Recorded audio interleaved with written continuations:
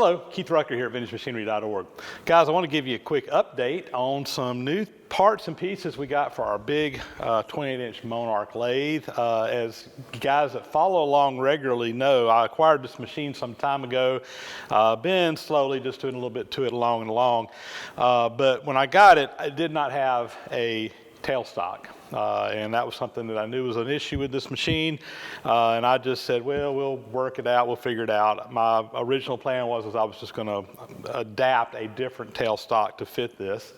But good news, a couple of months ago, I got an email from a viewer, Nick, who lives up in Michigan, and Nick told me he's actually does a little bit of trading some machinery. He'll bring some equipment in, do some work to it, does some buying and selling. He had picked up a Monarch Lathe, a 20-inch Monarch Lathe. It was actually the model before. Older than this one model older than this one, but basically the same machine. And for various reasons, he had decided he was going to have to just scrap it, part it out. It wasn't worth restoring. There were some issues with it. But he said, hey, do you want to get the tailstock off of this? Well, yeah, absolutely. So this was great. He sent me some pictures. We took some measurements, and looked like it was going to be a good fit for the machine, so we worked out a deal. He gave me a great deal on this. Also picked up a steady rest off the same machine. So this is awesome that we're going to be able to have original Monarch parts to go on here. And as it turned out, what I was able to do was when I went up to ArnFest a couple of weeks ago, I took a little detour. Yeah, it was a pretty big detour, but we swung up through Michigan. I got to go by and actually meet Nick at his place. We loaded this stuff up on my truck, and I was able to bring it back with me from my ArnFest trip when I went up to the Chicago area. So let me zoom you in here, show you a little bit about these. There are a few issues. Nothing that I don't think we can deal with. I will tell you they are not a perfect match for this machine, but they're pretty darn close. And again, I think we can make them work. So let me get you in here and show you what's going on. So first off, I was able to get in here with my engine hoist. We picked this stuff up. No way I'm picking this stuff up by myself. And set it up onto the ways and wanted to kind of get an idea of is it going to be a good match for it. I ran the piece up. It's got basically a center in it right now. Ran it up to the headstock here. And alignment left and right looks like it's dead on. Height, to me, and I don't have a center I can put in here to really get a good measurement, but it looks like it might be just 1/8 of an inch low, which is not a huge deal. We can shim this thing up. This tailstock is in two pieces here, so we can definitely put some shims up underneath this and get it where it's in the right alignment. And again, until I can get a good center in this end and get a really good measurement, I don't know exactly. It's darn close, guys. It's not perfect, but it is darn close. Let me show you that. Well, first off, let me say this too.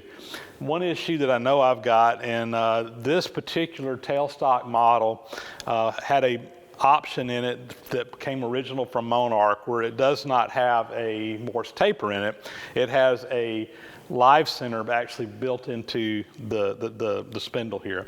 So this is definitely something we're going to have to make an adapt for. I will probably just end up making a whole new column that goes in here that has the correct Morse taper in it. Again, this was an option that came directly from Monarch. It would be for like turning between centers, but I want to have the flexibility of having like a number 5 Morse taper in here for drill chucks and whatever, because there are a lot of times you will want something besides a live center in the quill on your tailstock. But again, that's something we can deal with, and I haven't even started to even look at what all's going to be involved in that, but I'm sure I can make a whole new spindle to go in there if necessary, or we might even be able to make an adapter or something to fit in here to make it work. I just haven't gotten in there to dig it out. The other issue, and let me kind of change views here so you can see this. So the other real kind of issue that I see here is that evidently when they went to this little bit newer model, they widened the base just a little bit on this machine. And if you look down here, of course we have it on the V on this side, you see this little pad that should pretty much be fitting right over this flat way that this thing rides on, but it's only catching about half of it. And again, not ideal. We've only got about half of a bearing surface in here compared to what we should have. But at the end of the day, in the grand scheme of things, it's probably usable like it is. I'm going to have to really think about how I want to handle this. Part of me just say, just go with it. I mean, for the kind of work I'm going to be doing and the amount of use this lathe is going to see, I doubt that this is ever going to become a real issue with not having quite that same level of contact in there. Alternatively, we could make a new base to go on here that actually fits the whole width of it properly.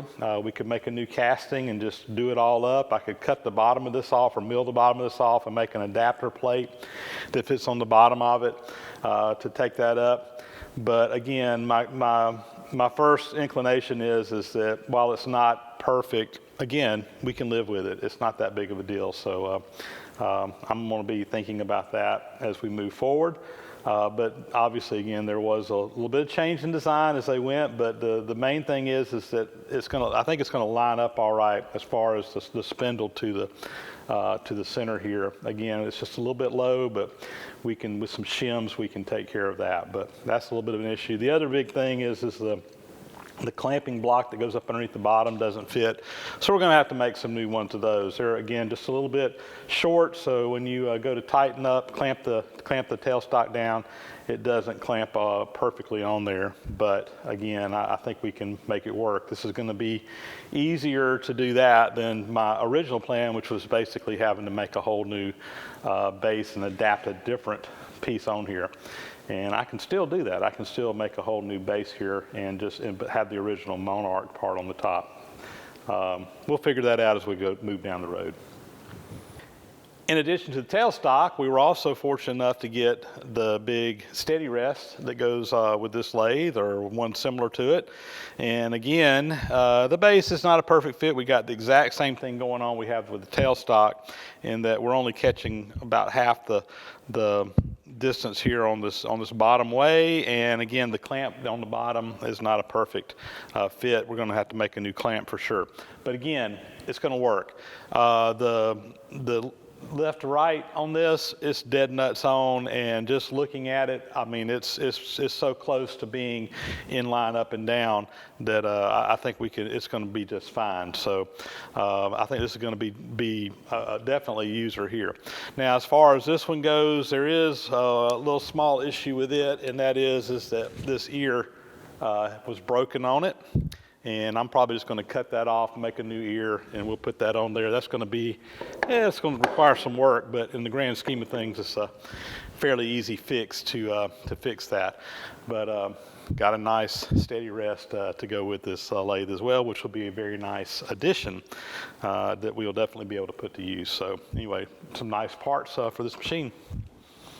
Well, guys, that's a short video this week, I know, and as you guys that follow me regularly know, I'm having some health issues right now, suffering with some shingles, so I'm not being able to get out. I don't do a whole lot in the shop, but I did want to share this new parts from my big 28-inch Monarch with you guys. I know a lot of you guys have been following me on this machine and have been wondering how we're going to get around these problems. And while these are not just the perfect match for this machine like I was hoping for, they're definitely usable, and they're definitely something that we can put to work. So I'm just absolutely pumped with this.